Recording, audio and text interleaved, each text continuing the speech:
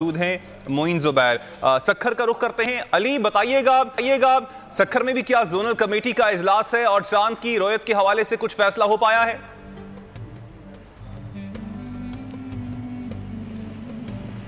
जी बिल्कुल, रोयत हिलाल कमेटी का जो है वो इजलास जारी है, जिसकी सरबराही मुफ्ती इब्राहिम कादरी कर रहे हैं। जबकि शवाल की चांद के हवाले से बात करें तो अभी तक कोई भी शहादत या इत्तला कोई मौसूल नहीं हो पाई है, जिस वजह से जो है इनका इजलास अभी तक जारी है। और बात करें आसमान की तो आसमान भी बिल्कुल साफ़ है और इसके हवाले से जो चांद देखने की टाइमिंग थी वो सखर में 7:15 थी। ताहाल वो इस वक्त वो टाइमिंग भी गुजर चुकी है और इस वक्त भी कोई शहादत और कोई इत्तला जो है वो अभी तक नहीं मौसूल हो पाई है। पूरे सिंध से जो अंदरून सिंध है वहाँ से भी कोई इत्तला अभी तक रोयत हिलाल कमेटी को यहाँ पे मौसूल नहीं हुई है।